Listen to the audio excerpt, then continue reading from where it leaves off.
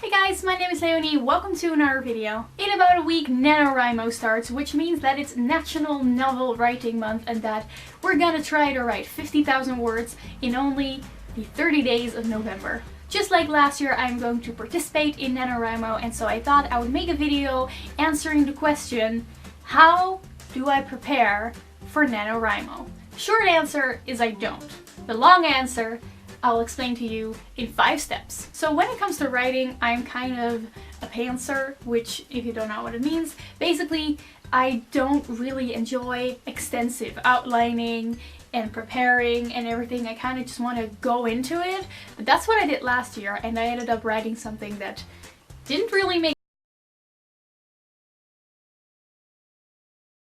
sense and the plot wasn't going anywhere. So this year I really need to do some kind of preparation. So I thought I would just explain to you the 5 steps that I am undertaking right now to prepare myself for NaNoWriMo in a very lazy, pantser-friendly way. So my step 1 when it comes to writing a story is listening to music. You know, on the train to university, I like to listen to music and just stare out of the window, and then all sorts of ideas happen. Characters, scenes, settings, all sorts of random ideas happen by just listening to music that kind of has the same atmosphere as the book idea that I have, and then every idea that I get I write down on my phone in my notes. And then I also remind me of my story and give me inspiration, so I can always refer back to all those songs that basically just spark, let's say, 80% of the ideas that I have for my story. Then step 2 is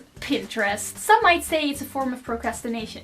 I'd like to say it's a form of finding inspiration. Pinterest can be so inspirational, especially when it comes to settings.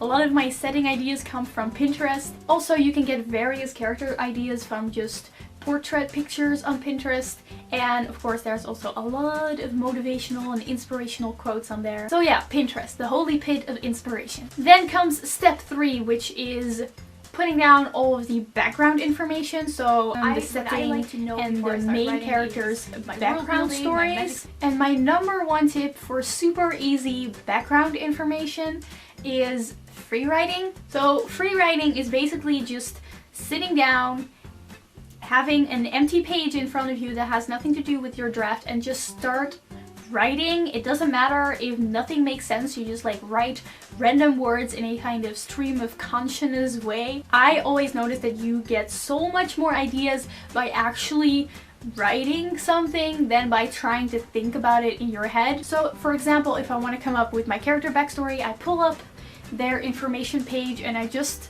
start randomly writing about what I already know about them, and then just filling in gaps in the text and then answer them as I go. And it's even basically just a huge mess, and it's not structured or organized in any way. And I can do this for about half an hour, and then I will have an entire character backstory done. It's amazing. I don't plan my minor characters, they just kind of pop up along the way. Step 4 is drawing your characters. This step is optional and completely unnecessary, but it's fun. And then the last step is step 5, which is organizing all your thoughts and ideas. So, you know, through step 1 to 4, I have basically come up with all sorts of ideas, and I have a very long list on my phone of story ideas and scenes ideas and things that I want to happen in the story. So what I do, or at least what I only have 7 days left until NaNoWriMo starts. But if I get to step 5, the idea is that I just take post-it notes and then write down every single scene idea down on a single post-it note, and then I just organize them chronologically and try to fill in gaps between post-it notes. And usually when I outline, I like to have my beginning outline because I hate writing starts of stories. So I try to have that outline so I know what needs to happen there. And then I also usually have the climax of the story pretty well outlined. And then the middle is just like random scenes somewhere, and I'll just try to connect all the dots while I'm drafting. And that is how I prepare for NaNoWriMo. I'm doing NaNoWriMo this year! You're going to yeah! I'm so excited. I'm so excited. If you are unaware, NaNoWriMo stands for National Novel Writing Month. It takes place over the month of November when people all around the world, hundreds of thousands of people, try to write a 50,000 word novel. I remember years and years ago when I found out about NaNoWriMo, I watched a YouTube video by Christina Horner who mentioned this project that I'd never heard of, and I was like, what is this? Looked into it, saw that it was starting 2 days later or something like that, and just was like, okay, I'm doing it. And I just went for it. I had no outline, I had no plan, and I got to 24,000 words before everything fell apart and crashed. But that's still 24,000 more words than I had ever written in that short span of time, and I enjoyed it so much that I've been doing it ever since. Fifth year? I have been trying this for a very long time, and I will say it. I will say it now. I've never won. I'm a loser. I've never won. I don't actually think that's true. I think just, oh god, it's so cheesy. I was about to say, just the attempt is a win. Maybe I'm just trying to make myself feel better.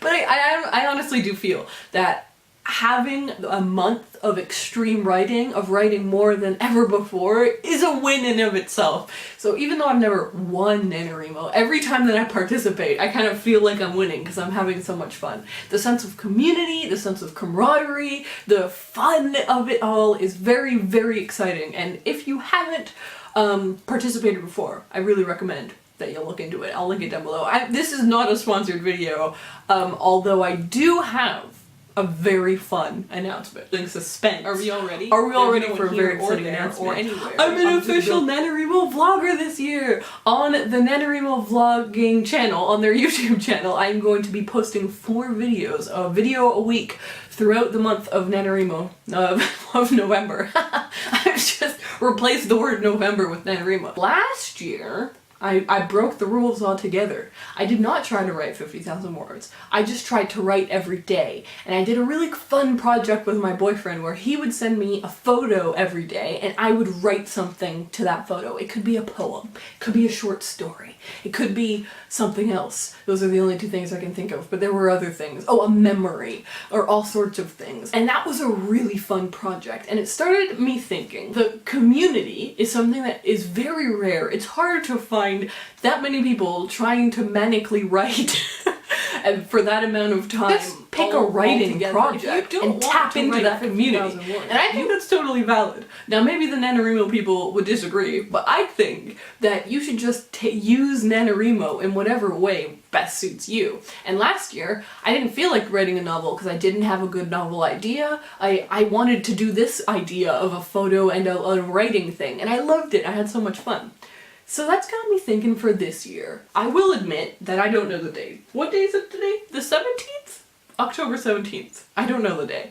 But it is soon to be November. I am definitely doing NaNoWriMo, and I don't know what I'm gonna write yet. This is bad.